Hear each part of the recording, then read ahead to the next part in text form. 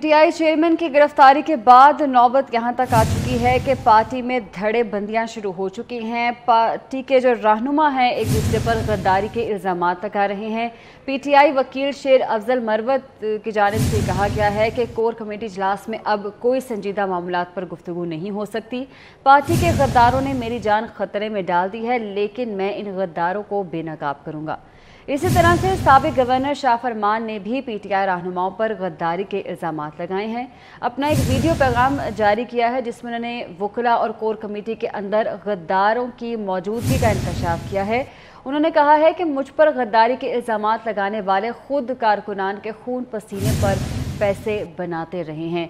तो ये पीटीआई रहनुमा हैं जो आमने सामने आ चुके हैं, एक दूसरे पर इल्ज़ाम तराशी की जा रही है, गद्दारी के इल्ज़ामात लगाए जा रहे हैं।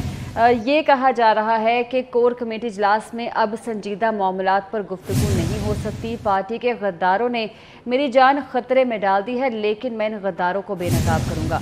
इसी पर बात करने के लिए हमारे साथ मौजूद हैं नवीद चौधरी साहब, सीनियर सहाफ़ी हैं। सर बहुत शुक्रिया आपके वक्त का। नवीद चौधरी साहब, अब बानी पीटीआई की गिरफ्तारी के बाद अब हम देख रहे हैं कि जो रहनुमा हैं वो एक दूसरे के आमने सामने है, गद्दारी के इल्ज़ामात लगा रहे हैं एक दूसरे पर। देखें, मामला ये है कि आज शाह महमूद कुरैशी साहब बड़े एक संगीन मुकदमे में गिरफ्तार हुए हैं। साइबर का मामला बहुत संगीन है, ऑफिशियल सीक्रेट एक्ट के जुमरे में आता है वो। लेकिन हमने देखा है कि जब वो बाहर भी थे तो उन पर पीटीआई की जो कोर कमेटी के बाद अरकान है वो शुकूक शुबात का इज़हार कर रहे हैं। आज जब इजलास हुआ है तो उसमें काफी गर्मागर्मी हुई है और खुल के एक दूसरे पर इल्जाम लगाए गए हैं। बाद में इसकी तस्दीक भी हो गई। खबर तो ज़ाहिर है मीडिया पर आई थी, लेकिन फिर शेर अफजल मरवत साहब जो एडवोकेट हैं वो कहते हैं कि मैं रूपोश हो रहा हूँ क्योंकि इन इजलासों के अंदर जो गुफ्तगू हो रही है और जो मुशावरत का अमल है उसको बाकायदा रिकॉर्ड करके बाहर पहुंचाया जा रहा है। मुखालफीन का लफ्ज इस्तेमाल किया। मुखालफीन तक तो क्या, वो कहना ये चाह रहे हैं कि लॉ एनफोर्सिंग एजेंसी तक सारा मामला जा रहा है कि आगे क्या प्लानिंग है और किस तरीके के साथ ये पार्टी आगे बढ़ेगी। क्योंकि पीटीआई की हर मूवमेंट को 9 मई के तनाज़र में देखा जा रहा है। तो पार्टी के अंदर ग्रुपिंग का आलम यह है कि शाह महमूद साहब जो है, आपको याद होगा कि वो बहुत पहले कह चुके हैं कि अगर चेयरमैन पीटीआई ना हुए तो मैं पार्टी को लीड करूंगा। उधर से एक और साहब जेल में बैठे हुए फरीद अली साहब, वो अपने तौर पर एक धड़ा बनाने के चक्कर में थे, वो बाहर, वो जेल में। इधर से उमर अयूब जो हैं उन्होंने अपना एक सिलसिला शुरू कर रखा है और बहुत सारे जो पीटीआई की कोर कमेटी के अरकान और कारकुन हैं वो उमर अयूब पर भी शक व शुबात का इजहार कर रहे हैं कि ये शायद किसी और लाइन पर है। तो ये सारी सूरत हाल जो है वो सेंटर लूज हो गया। आज हमने देखा है कि जो शाह फरमान थे केपीके के साबिक गवर्नर, उन्होंने भी ऐलान कर दिया है सियासत छोड़ने का। और नौशहरा में परवेज खटक का एक बड़ा जलसा भी हुआ है जिन्होंने पहले पीटीआई पार्लियामेंटेरियन बना ली। सो ये बच्ची खुची पीटीआई के अंदर जो इक़्तिदार की जंग है, इक़्तिदार से मुराद है कि पार्टी क़यादत संभालने की जंग, वो तेज हो रही है। लेकिन सारे एक दूसरे पर गहरे वो शुबात रखते हैं और खुली बदएतमादी का इज़हार कर रहे हैं। तो ये सूरत हाल अभी आने वाले दिनों में मुझे लगता है अभी और बढ़ेगी। बिल्कुल लग रहा है कि सूरत हाल और भी गंभीर होती जाएगी आने वाले दिनों में। नवीद चौधरी साहब साथ ही रहिएगा। सना बुच्चा साहिबा सीनियर तजज़ियाकार भी हमारे साथ मौजूद है, मगर उससे पहले पीटीआई पार्लियामेंटेरियंस के जो सरबराह हैं परवेज खटक ने बानी पीटीआई के बारे में क्या कहा है अपने जलसे के खिताब में, वो भी अपने नाज़रीन को सुना लेते हैं। है जो कौम को समझाता है, लीडर वो होता है जो कौम को तालीम होता है, तहजीब सिखाता है। हमने पीटीआई में ये तहजीब नहीं देखी। तुम गुरूर करते हो और अल्लाह ताला गुरूर को पसंद नहीं करता। ये कहते हैं कि परवेज खान खटक ने गद्दारी की। मैंने जितनी खिदमत तहरीक इंसाफ की है किसी का बाप भी नहीं कर सकता। और आपका सफाया करके दिखाएंगे, आपका गुरूर का सर नीचा करके दिखाएंगे, क्योंकि गुरूर अल्लाह को पसंद नहीं। 3.5 साल में मैंने देखा है, मुझे शर्म आती है कि हम 3.5 साल वफाकी हुकूमत में कोई कारनामा नहीं कर सके कि हमने खैबर पख्तूनख्वा में ये किया, हमने ये किया। तो आपने पंजाब में क्यों करके नहीं दिखाया? क्योंकि आपका कोई इरादा नहीं था, आपकी कोई सोच ही नहीं है। इस मुल्क के लिए आप आए नहीं, आप तो इस मुल्क में इनकलाब लाना चाहते हैं। آپ الیکشن نہیں کرنا چاہتے, آپ اپنی فوج کے سامنے لڑنا چاہتے ہیں, تو ہم انقلابی تو نہیں ہیں, ہم تو قوم کی خدمت کے لیے آئے ہیں. تو یاد رکھنا میرے بچوں تحریک انصاف کے, آپ کو غلط راستے پہ لگایا گیا ہے. آپ کو غلط فہمی ہے کہ عمران خان آئے گا اور نیا پاکستان بنائے گا.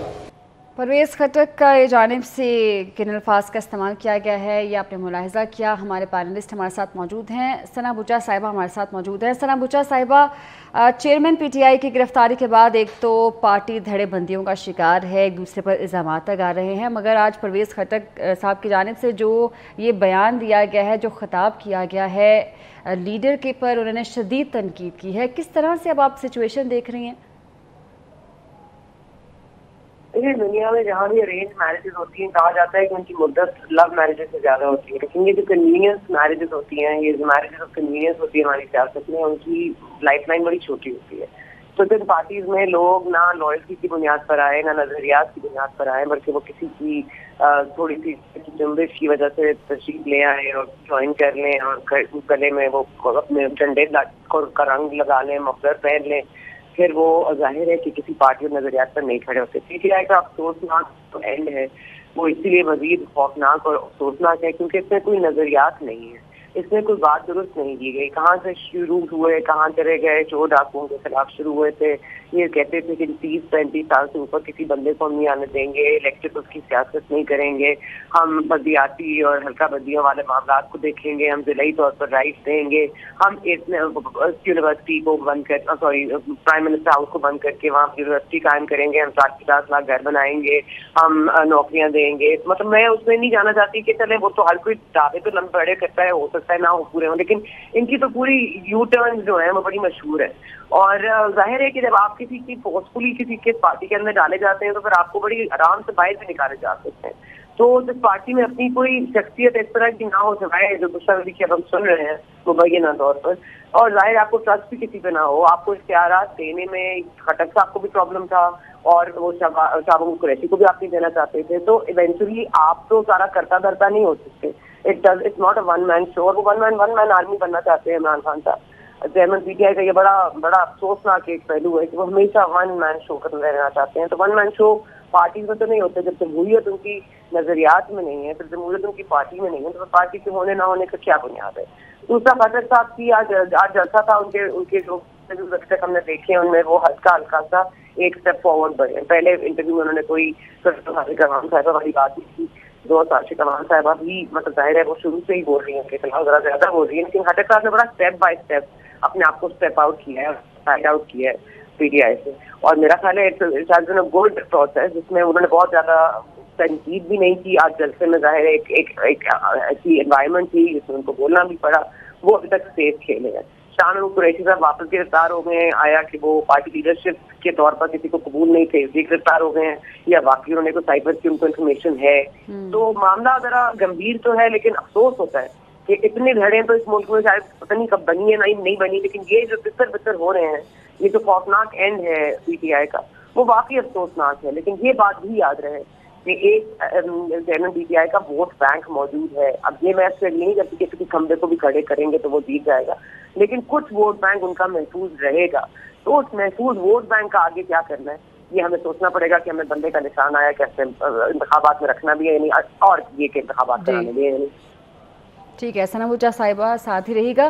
نوید چودھری صاحب, پرویز خٹک کی جانب سے یہ بات واضح کی گئی ہے کہ چیئرمین پی ٹی آئی کا مقصد الیکشن نہیں ہے. انہوں نے کہا ہے کہ آپ فوج سے لڑنا چاہتے تھے. اس بیان کو کس طرح سے دیکھ رہے ہیں آپ, کیا کہیں گے اس پر؟ اس کو بالکل حقیقی نظر میں دیکھا جانا چاہیے. جنرل فیض کو آرمی چیف بنا کے وہ فوج کو مکمل کنٹرول کرنا چاہ رہے تھے. حالانکہ جنرل باجوہ کی سربراہی میں جو فوج تھی وہ بڑی دیر تک ان کا ساتھ دیتی رہی, اور پھر باجوہ سے بھی انہوں نے کہا کہ آپ تاحیات اسی لے لیں. وہ اس بات کا وہ خود اپنے منہ سے اقرار کر چکے ہیں. وہ آپ اگر اس کو یہ کہیں کہ وہ فائٹ کرنا چاہ رہے تھے, فائٹ کرنے کا پلان تو اس وقت انہوں نے بنایا نا جب انہوں نے دیکھا کہ میری بات مانی نہیں جا رہی. تو پھر کچھ جو ایسے عناصر جو اسٹیبلشمنٹ کے اندر موجود تھے, کچھ جوڈیشری کے لوگ تھے, کچھ ریٹائرڈ افسران تھے, وہ سب مل ملا کے پھر انہوں نے 9 مئی کیا. شہباز شریف جیسا محتاط سیاستدان جب یہ کہہ دے کہ 9 مئی کے واقعات آرمی چیف کا تختہ اٹھنے کی کوشش تھی تو اس میں اب کوئی گنجائش بحث کی رائے نہیں جاتی، اور یہ بات بالکل واضح ہے کہ وہ اچھا جب آپ چیف پر اٹیک کرتے ہیں تو دائرے پہ اٹیک کرتے ہیں، وہ پھر ایک فرد نہیں رہ جاتا، یعنی کہ آرمی چیف پاکستان کا باہر گیا ہوا ہے، آپ 9 مئی کر رہے ہیں اور ملٹری انسٹالیشنز کو نشانہ بنایا جا رہا ہے، اس کے ساتھ یہ بھی اطلاعات آ رہی ہیں، اس حوالے سے عدالتی صورتکاری بھی حاصل ہوگی، وہ ہمیں 1-2 دن نظر بھی یہی بات میں، ویسے تو اب تک نظر آ رہی ہے کہیں نہ کہیں، لیکن وہ اس حوالے سے تھی۔ تو ان کا الیکشن کرانا مقصد تھا یا نہیں تھا، اس حوالے سے تو آپ یہ بھی دیکھ لیں کہ وہ جو پرویز خٹک صاحب پہلے بتا چکے ہیں کہ بار بار جب کہا گیا کہ الیکشن کے لیے بیٹھتے ہیں اور بات کر رہے تھے، کوئی حرج نہیں، بات کرنے میں کیا رہا ہے، پی ڈی ایم کی گورنمنٹ ہے، ظاہر ہے سیاست میں ہمیشہ ٹیبل ٹاک ہوتی ہے، تو منع کر دیتے تھے۔ اس کا مقصد یہ ہے کہ وہ الیکشن چاہتے ہی نہیں تھے، یہ بات اپنی جگہ ایک وزن رکھتی ہے۔ الیکشن وہ چاہتے نہیں تھے، جنرل ٹاک وہ کرنا انہوں نے انکار کیا اس پر، ون مین شو تھے وہ پارٹی میں، اس بات کا شکوہ ناصر پرویز خٹک کی جانب سے کیا گیا ہے، بہت سے دوسرے رہنما ہیں ان کی جانب سے بھی کیا گیا ہے۔ نوید چودھری صاحب اور ثنا بچا صاحبہ ہمارے ساتھ موجود تھیں، اپنا تجزیہ دے رہی تھی، بہت شکریہ آپ دونوں کے وقت کا۔